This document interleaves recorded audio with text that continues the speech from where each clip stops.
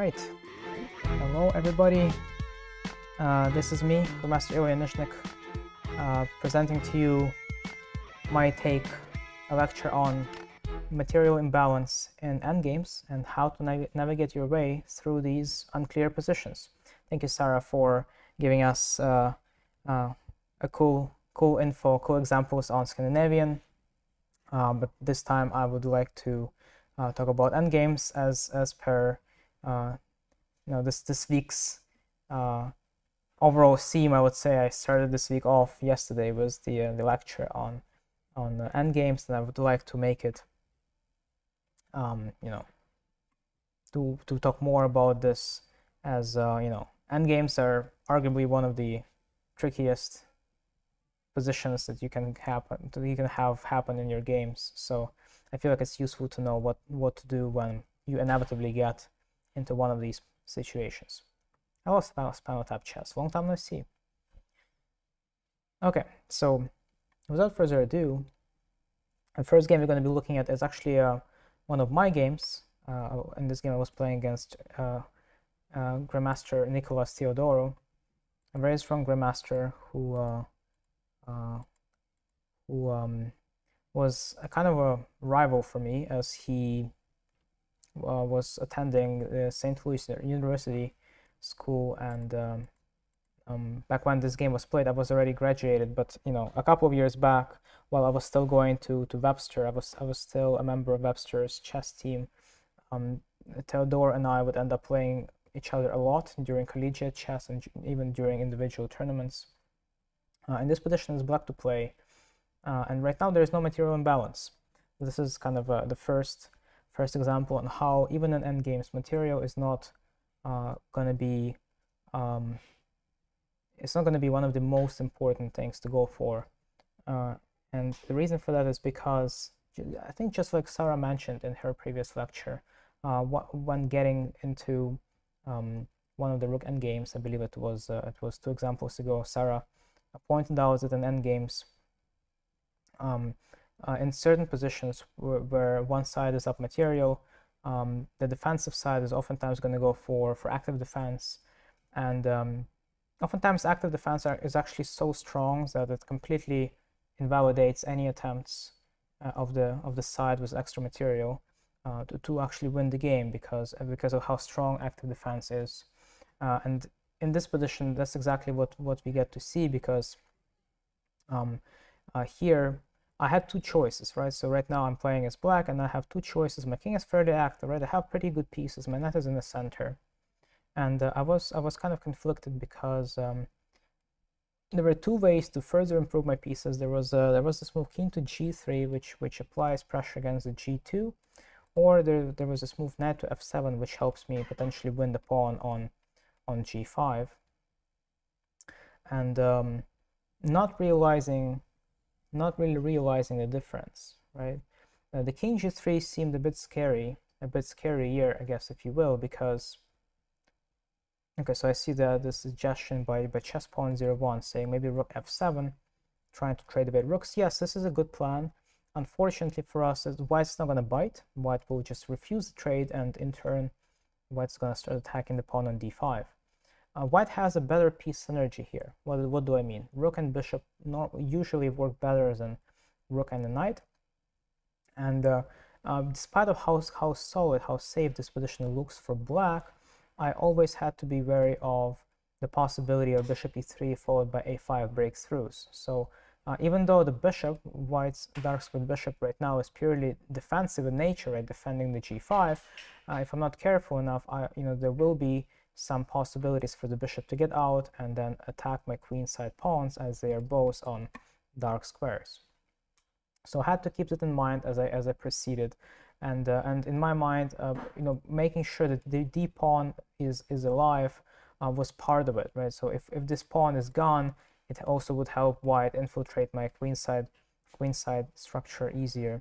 So I really was only looking at king g3 and knight f7 as candidate moves here, because I tried to immediately take advantage of my active king on g4.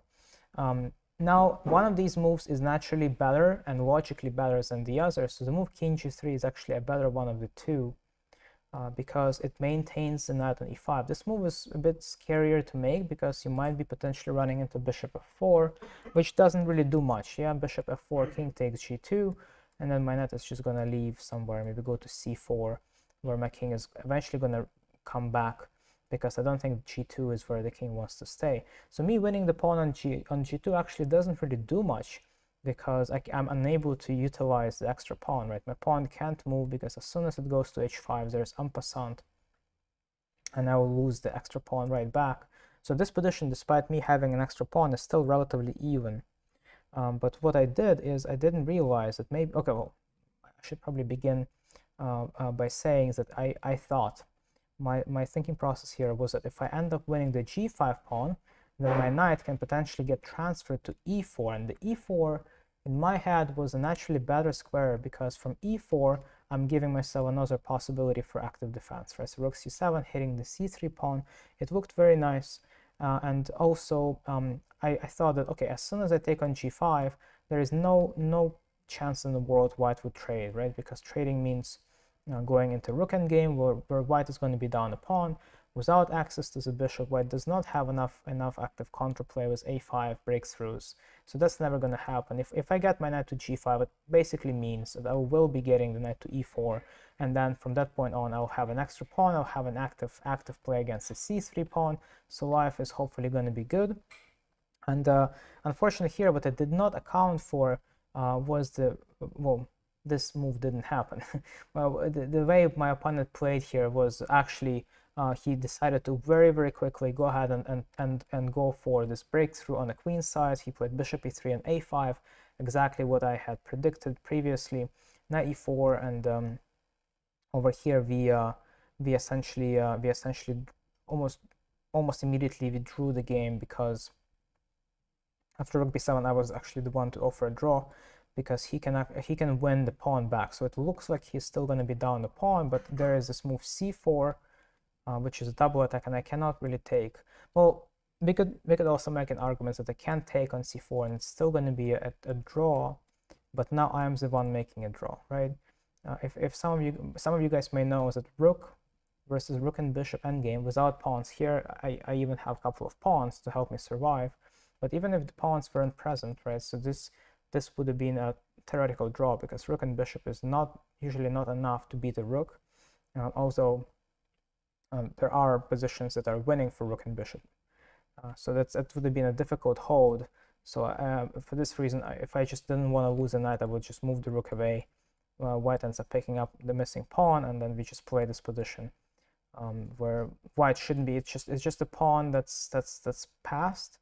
And so I thought that maybe my opponent is going to try to, or my opponent has a better shot at winning, but in reality this pawn is really not going to go anywhere, because I can pull my king back, and chances are the pawns will get traded. I'll probably lose the g5, I'll win the d5, so its position looks a lot like a draw, and so I decided to offer my opponent a draw. I also want to point out that my decision is also my decision to offer a draw here was also affected by the fact that I had a difficult game up until this moment.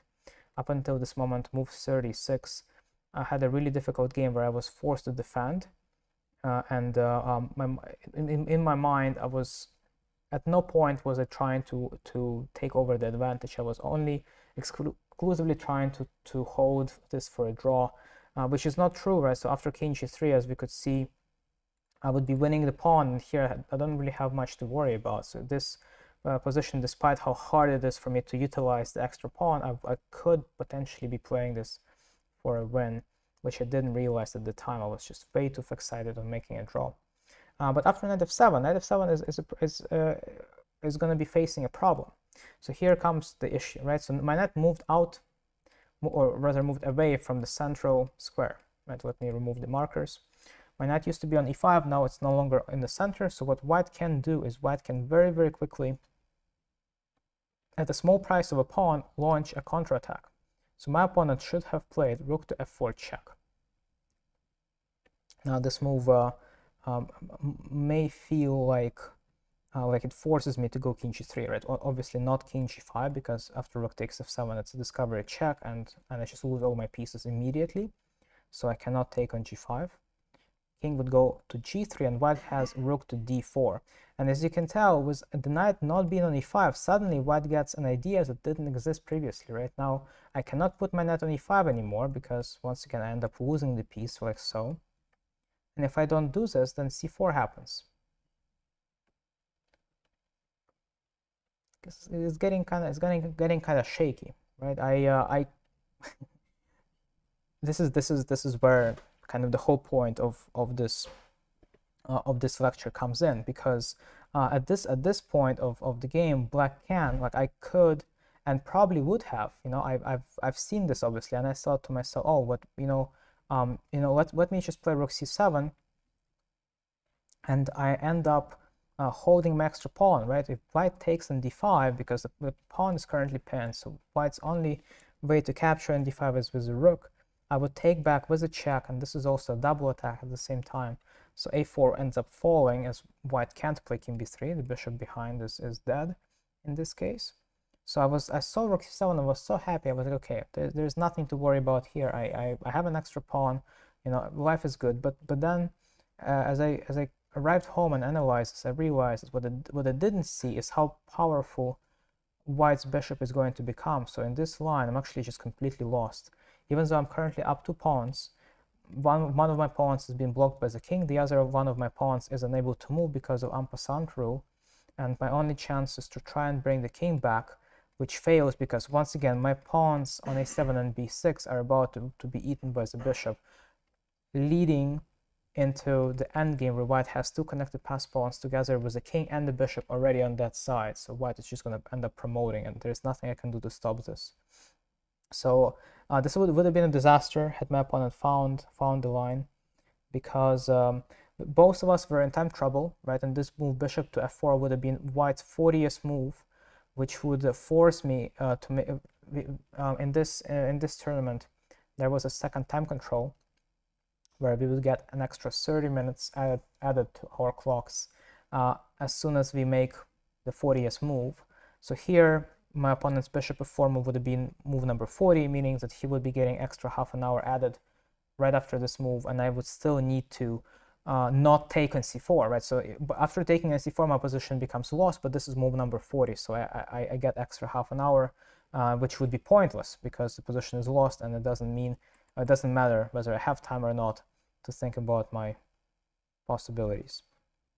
So in this case, I just wanted to show you guys about how unimportant the extra material is sometimes. And by the way, the only correct way for black to survive this would have been to go back and give up, and just not cling to the extra pawn, just giving up the extra pawn, making sure the pawn on d5 does not get to go anywhere, and making sure this bishop doesn't get through and doesn't begin attacking our weak pawns on a7 and b6. So in this case, material is not as relevant as the fact that you have a big issue, right? Your pawns on b6 and a7, though seem quite safe and quite secure, can easily be exploited by the white's bishop given it gets to b8, right? So that's a very position-specific idea, which makes a singular pawn, or sometimes even 2 extra pawns, not as important. So that's my example number 1. If we move on to example number 2 right here, I really like this one as well. The funny thing is that somehow I don't have any analysis. For this example, I remember what happened, and I remember what should have happened. But in the following position, white is currently down a pawn, and obviously it's white to play as white's rook is under attack. But white has a bishop pair, and white has an easy way to gain control over the only open file, which is the c file in this case, right? The move rook c1 was played in the game, which surprisingly is a mistake. It feels like the most natural, the most straightforward move we can ever think of, and which appears to be a mistake. And let me show you why, right? So rook c1, this just loses, right? If black decides to defend the knight, it dies because white has 2 attackers, the knight is pinned, there is no discoveries, nothing. This just loses black to piece immediately. And the alternative, which was played in the game, was knight to a2. White played rook c6, and this seems like a very, very plausible way of playing, right? White was down a pawn, white is about to win their missing pawn back, and then white has a bishop pair advantage, the position is quite open, white's rook is going to be active on b6, right? So as we keep, as we keep telling ourselves these positives about white's position, it makes it more and more difficult to not go for this, right? Because, as much as I was looking at this from white's perspective, everything just seemed right. And here comes the problem. The problem is that black has the active defense possibility, as after knight b4. Obviously, we don't really want to take immediately. We can take immediately, but it doesn't make much of a difference because we will eventually transpose into this position where black will play rook c8. So this is, once again, a very, very important point to remember. Active defense is everything in most endgames. And as white picks up the extra pawn, black goes g5, obviously not rook c1 immediately, as black gets mated on the last rank, so black has to play g5. This g5 move also helps black undermine white's f3 pawn when the time is right. And surprisingly, after black rook gets behind the b3 pawn, combined with the g4 threats, white actually is unable to make progress. It's once again, it's hard to believe in that, but just to demonstrate, I think g4 is actually the strongest thing white can do. To stop g4, white should play g4 himself. And after h5, h3, captures. Now actually, black has a pretty cool plan here. So for example, something like this could happen. And here, if black wants to keep applying pressure, the black needs to reposition the knight, and the knight is going to go to g6 and then to h4 through h7. So like so. White gets their pawn to b7. This doesn't make any difference at all. I think I might have screwed up a little bit, because here I need to make sure, yes, so this kind of active defense is not very efficient because the king gets to escape. So here I already made a mistake for black, because I needed to make sure the king remains cut off on the second rank. So now we're going to go for the same idea again.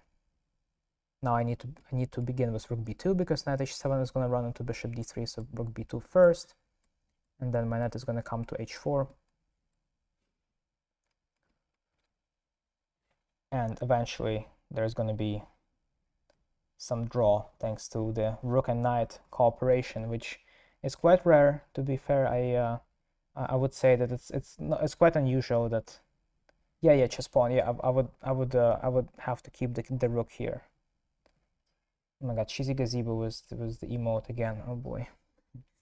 Anyway, active defense saves black in this case.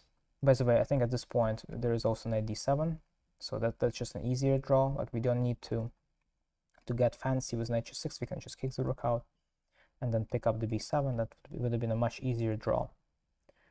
So this is the problem with playing rook to c1, and the correct move is to not go ahead and try to win the material back. The correct move is actually going to try to make sure the knight stays stuck on c3.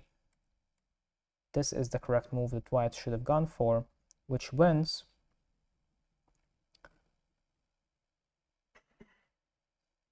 And this threat is actually quite big. This threat is still just bishop b2. We already know that black cannot play rook c8 at any point, right? If black plays rook c8, the knight gets pinned, and then bishop b2 just ends it all. So after rook a1, because black needs something to do about this knight, they would have to start running this pawn down to b4, right? Once the pawn is on b4, we can exile and never have to worry about the c3 knight again. And this is why here white is going to go ahead and hit black with b4. After the capture, which basically loses immediately on sight, takes, knight can only go back to a4, bishop takes b5 with a double attack, rook b8, and rook takes a4. Thankfully, there is always a checkmating threat on the last rank, so black loses. And this is why over here, after b4, black has to find some unbelievable move like rook b8. The idea here is that after we capture on a5, b4, now black does get to save the knight, but because we just got ourselves a pass pawn together with a bishop pair, and then what black knight is actually not all that useful on c3, right? It's if anything, it's more of a burden to black than anything. So in the long run, white should be able to win here, because even eventually we will actually just take and then pick up the c3 pawn. That position will be quite different, and black is not going to have as much of an active defense there because our rook will be ready to get behind the pass pawn. Right? It's very, very important to have your rook behind pass pawn, because if that's the case, then your opponent's rook will have no choice but to blockade in front, and that's how you ensure passive defense. So once again, that's another case where going for material or going for winning the material back is not as strong as maintaining your intangible advantage. In this case, intangible advantage is not so much the ability to control the open C file, but it's more about maintaining the poor positioning of the black knight in c3, and black having to find a way to get the knight out would be in the process would be giving us back the extra pawns that they took from us, and then more. Okay, doing well in terms of time management, very nice. If anybody has any questions, please feel free to stop me. I might be going a bit too fast today, but yeah, knowing my speed, it feels like I need to do this. Now here's example number 3. How to play with a material advantage, especially in tricky endgames such as knight endgames. Once again, going back to what Sarah said about everything being about active defense in endgames. It's not really everything, right? And I'm not even sure if Sarah said it's everything is about active defense. But chances are that if you utilize active defense, you will succeed in defending yourself, like retargeting your opponent's attention to something else and not letting them utilize their strengths it's worth a lot in endgames specifically. So in the following position, chess pawn has already fallen for it. The move b4, which was played in the game, is a critical mistake, because this move is available to us for pretty much at any point. We can play b4, and we're not really afraid of a4, as after a4 b3 takes, our king will just come over and pick up the pawn anyway. So b4 plan is available to us at any time, essentially, right? And what is not available is, I guess I should call it a realization of what is it that black is going to try to play for. Because if black just sits and does nothing, then the winning plan is very simple and straightforward. Yeah, just make a pass pawn and then divert black's attention, and then maybe go around and start picking other things. Yeah. b3 is also not very helpful. We are not addressing black's counterplay if we are playing on the queen side right now, right away, because black's counterplay is going to be mostly on the king side.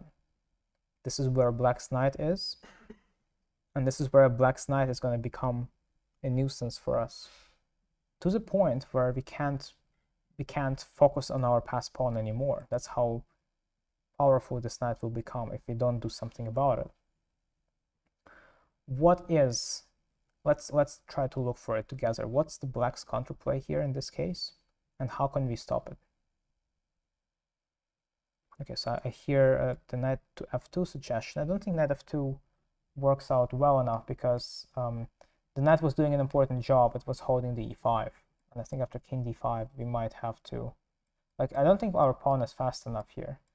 With this, first of all, the pawn is not fast enough, but with this we might also be losing one of the key pawns. I feel like e5 is very, very important, because we might eventually swap. We might eventually swap our b pawn for the e6 pawn, right, and then focus on trying to promote the e5 pawn instead. e5 feels a bit too important to give up. Okay, I already see the correct move. The counterplay is indeed g5, And the reason for why this is so strong is because after black plays g5, we are essentially unable to move the knight at all. If our knight goes anywhere, knight f4 hits the h3, right? So this pawn is going to be a very strong... If this pawn is captured, it allows black to go for a strong counterplay thanks to their own passed pawn on the h file. So g5 is the problem, and what do we need to do to prevent g5 right now? We have perfect tools, yes, to do that. So the only winning move here is to play f4. And now, if black wants to do something, like black can do whatever they want. They can play g5 even. It doesn't matter because knight f4 is no longer any of our concern. Right? Knight f4 leads to us getting two passed pawns. There is no defending black after this. Otherwise, there is no counterplay anywhere else. Right? Knight f4 is the only thing black can hope for. Actually, let me see. So the engine is telling me that me taking on b4 is just me being stupid, because it is way more beneficial for me to keep the pawn as distanced as possible, and that's true, right? And it's just saying knight b4 is completely winning, and then a takes b4, good luck winning after, like, I don't know, any reasonable move like king d5. So yeah, I completely agree with this. Yeah, the pawn ideally should be as far away from the other guys as possible. In this case, you know, if the pawn is on the a file, obviously it makes it easier for us to just go around like so. But also there is knight c5 and e6 right now. Is this winning? Yeah, this is also winning. So also f5 is winning too. Just to not bother ourselves with too much calculation, let's just promote. And yeah, so Ivan Cheparinov still won this game, but that's mostly because his opponent didn't realize the counterplay he had was so strong. So g5, I don't have the rest of the game here, but I have these two moves where white took on b4. Now black obviously did not play g5, but after king c3, knight h4, f4, g takes, knight f3, attacking the e5. Supposedly this knight endgame is a draw, I guess, because knight is gonna keep annoying the h3, and white can't make progress otherwise. So h5. Yeah.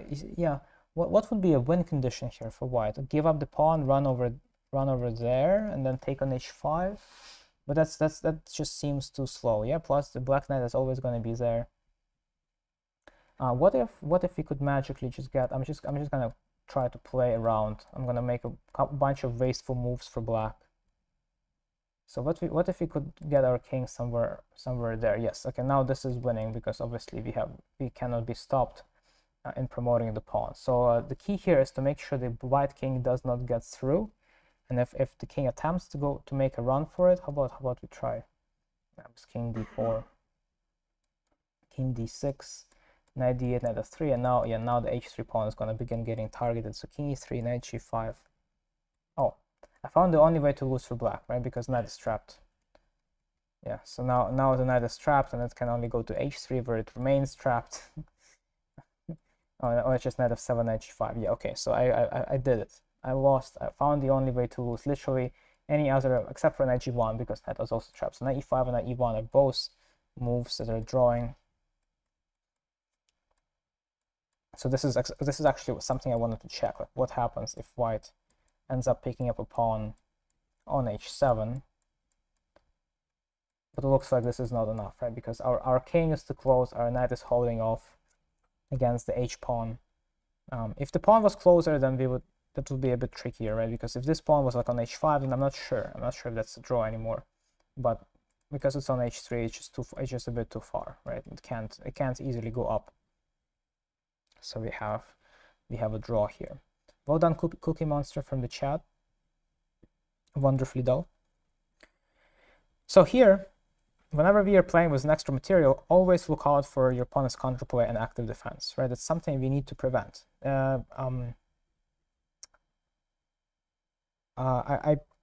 had a couple of lectures where I taught some of my students the concept of slow play, and slow play literally means that we are gradually, slowly, but surely improving our position while also making sure that our opponent does not have access to active defense.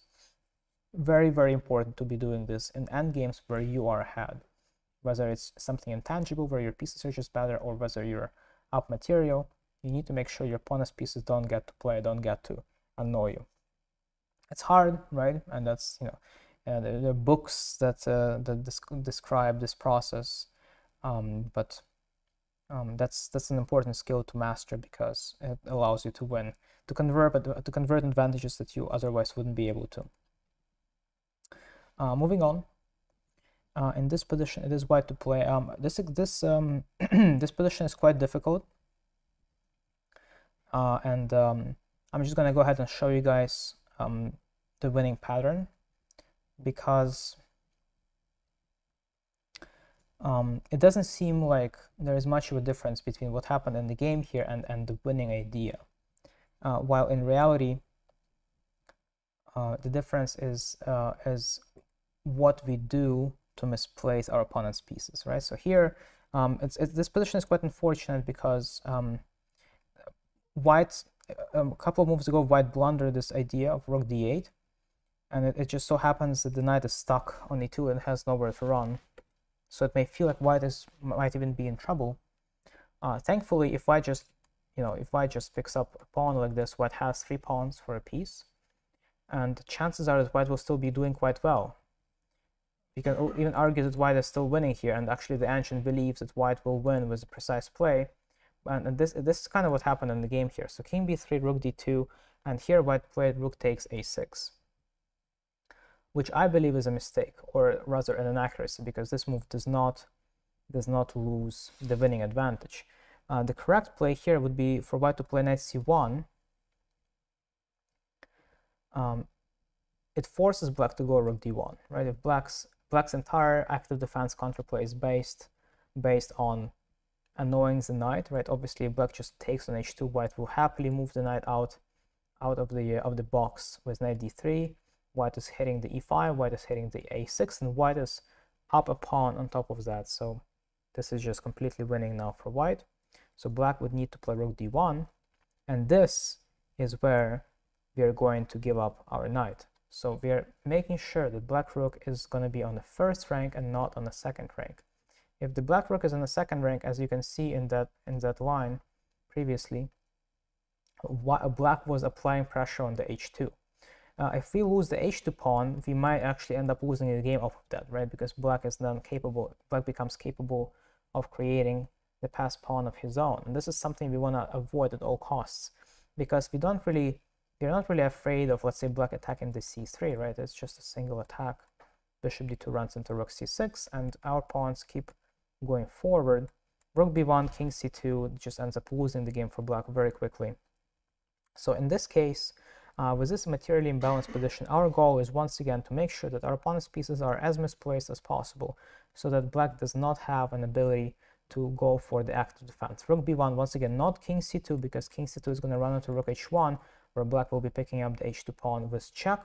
So we're going to play king c4 here, and then slowly but surely get the pawns pushed up. And now black tries to go for the same idea. I'm pretty sure that at this point it's going to be a bit too slow, because once again we end up winning a move, right? Having black go rook b2, and I guess the feature is going to follow through with king d5, and then the c pawn is going to go up, or maybe even, yeah, that sounds pretty good.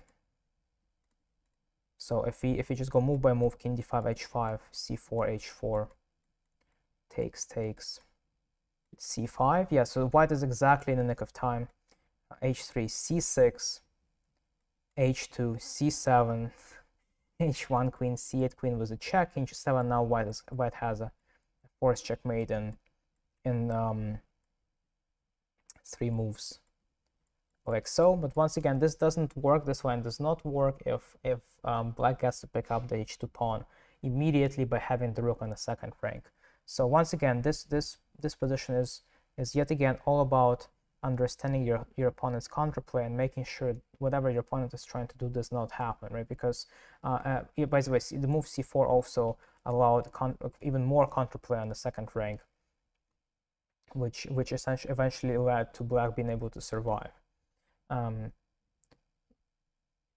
What did I want to add? Yes. So once we recognize the counterplay, we need to make everything possible to make sure it doesn't happen. And here, we shouldn't be worried about our queenside pawns, because these are the pawns, these are our strengths. They're gonna keep going up no matter what. Black does not have enough pieces to apply sufficient pressure to make us forget about the pawn push, right? Bishop d2, once again, it's just a one move threat. Rook c6 happens and we are safe. Otherwise, black has no other counterplay.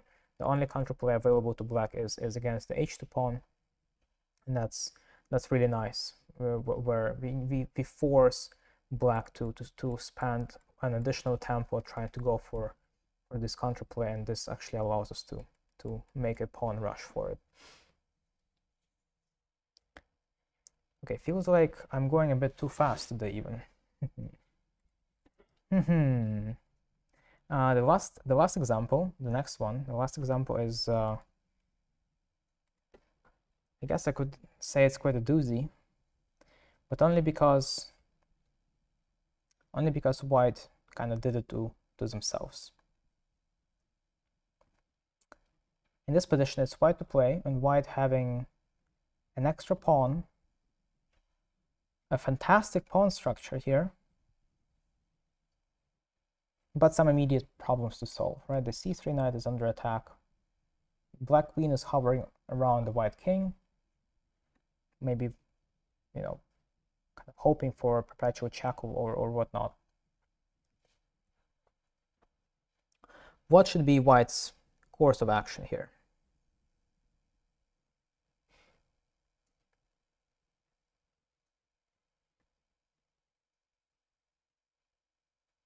Okay, so I see the suggestion of a chess pawn 0-1 saying maybe queen takes b5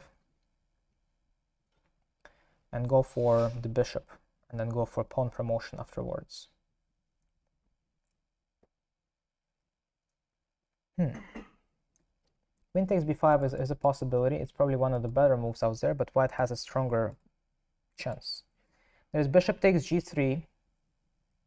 This is also something that white missed during the game, and this is also something that works here.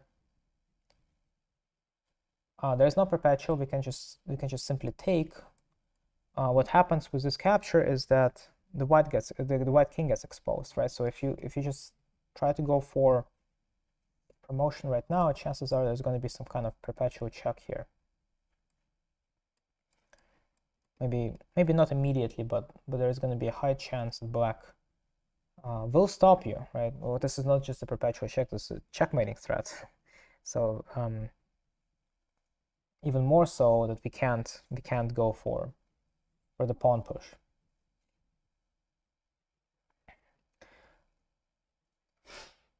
And if we bring the queen over, then queen takes a3, and chances are that once again our king might be a bit too weak to get the promotion done. This is actually the main issue that white is facing here. The knight, besides the knight being unable to move, right? If this knight moves anywhere, it's going to be a perpetual check immediately after queen e4. So this is between two moves, really. White has, well, I mean, I guess you could say that white has three options, two of which are essentially the same, right? So queen takes b5 is a possibility, but as you could see after bishop g3, winning becomes significantly harder. So white needs to find a balance, if you will. White needs to find a setup that's going to allow them to defend their king properly against any potential perpetual checks or any potential, problems with g3, and at the same time gives themselves a chance to take on b5, potentially with the knight. Knight takes b5 and prey? No. The only thing you'll be praying for is how to not lose by an accident.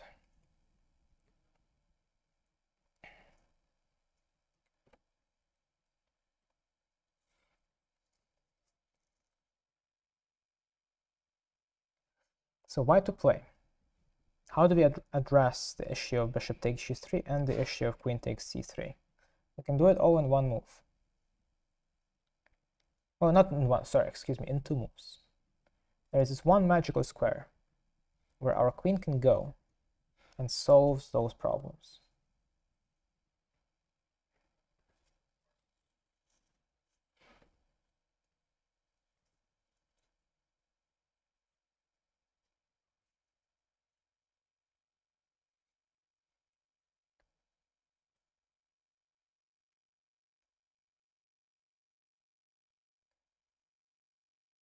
Nobody?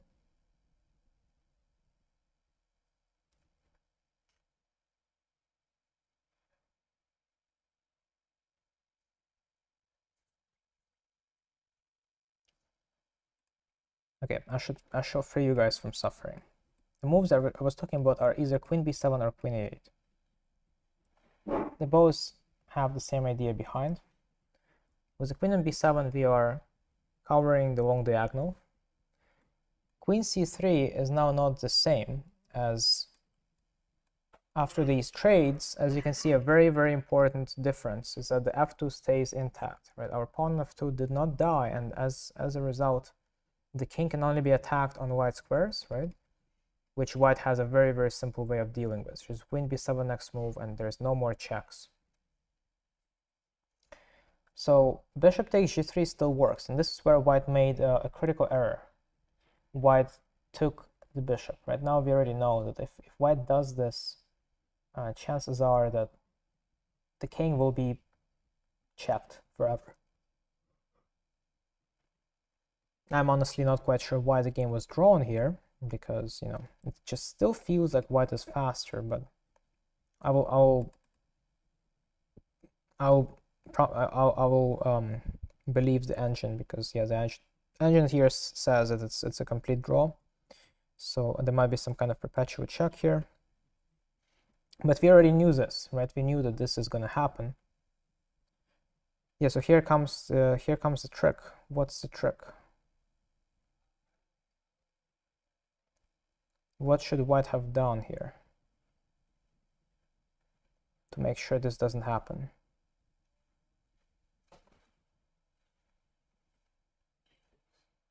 King takes?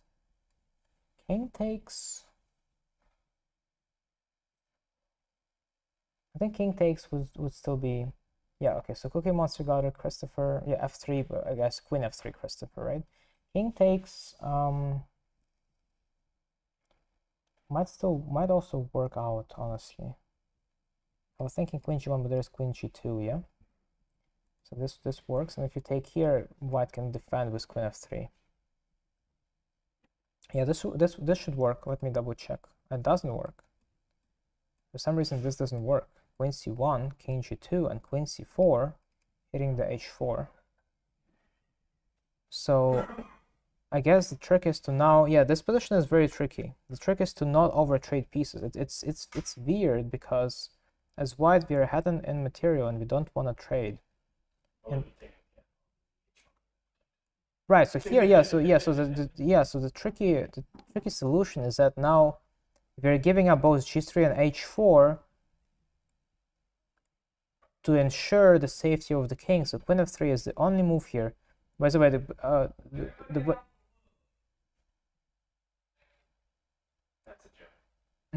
okay. So yeah, so there's a very tricky win. So in this line, obviously not queen f2 because queen takes c3, and now black is probably the one trying to play for a win, as black is currently up a pawn, and black will be up 2 pawns here. And yet after c6, surprisingly, black's queen is stuck, so the queen cannot stop the pawn from going to c7, right? This knight is holding the most important square, which is c1. So the only piece that black can use to do that is by using the bishop, and it goes to d8, after which we trade queens, and the next move is knight takes b5 and c7, and we actually end up winning the bishop as well. This all happens by force. Black cannot escape any of this. Black's king is not on time because c7 is going to also be hitting the bishop, giving us a winning endgame. We will need a bit of precision to deal with this pawn mass on the king side, but it is possible. And this line is definitely not something that's easily available in your calculation. Like, I'm not even sure if I would be able to see this idea at all. So queen f3, and if black takes, bishop takes h4, there is c6 and knight takes b5, giving white a winning advantage because it's just 3 pawns. Queen and knight usually work better together, and with white's queen no longer having to worry about, you know, the perpetual check stuff, thanks to the queen on f3, now white is gonna be able to focus on the strengths, which in turn just leads to a complete victory immediately. Bishop f2, finally enough, leads to kind of a similar position, just in a different way. And the knight comes back through b5. It was your first thought, have not calculated. Yeah, so yeah, some of these endgames are very tricky, but if you remember, right, that the main goal of any endgame, whenever you're ahead, is to make sure that you don't have to worry about counterplay. And in this case, in the case of queen endgames, the counterplay will almost always exclusively is going to be your opponent's queen trying to go for a perpetual check and trying to annoy your king. Then the way you solve this is by having your own queen close by. So this is why queen b7, queen f3 is so powerful, because if you begin with queen takes b5, it doesn't allow you to bring the queen over to f3, right? So here, if you want to make this work, it has to be specifically queen e2, and you know, although I would still kind of expect this position to be sort of winning for white, the engine disagrees with me and says that it's not as simple. Somehow king g8 is the first one here for black, and it's hard for us to utilize our queen to help us promote, right? Because as soon as the queen leaves, we are going to be starting to get checked, and you know, somehow this is still winning for white. This says white has a plus 1.5 advantage, but once again, I'm not quite sure. If I don't see the concrete winning plan, that I'm not sold on having to try this in a real game, to be fair. While with the queen on f3 and knight you know, doing the job of cleaning up the b5 pawn and then pushing the c pawn up, that I understand, right? With the knight on b5, it actually seems more natural for us to push the c pawn, as the knight is already there to help us promote. Okay, so that's all I have for today. And you know, to recap what we've talked about today shortly, if you are playing from a defensive side in a materially imbalanced endgame, look out for active defense possibilities, right? That you don't want your opponent using your strengths to its fullest. You want to discourage your opponent from trying to promote the pawn or trying to push their piece advantage or whatnot. So active defense is the key. If you're playing with material advantage in the same time, looking for ways to prevent counterplay, right? Playing it slowly, making sure that your opponent doesn't get any additional chances is the way to go. Attack and defense, best moves. I mean, attack and defense. That's in very simple words, I guess you could say that. Okay, so on that note, I'm gonna be checking out here. Thanks guys for watching this lecture. There'll be more, so stay tuned. And until then, I wish everybody to have a great rest of your day. Take care. Peace.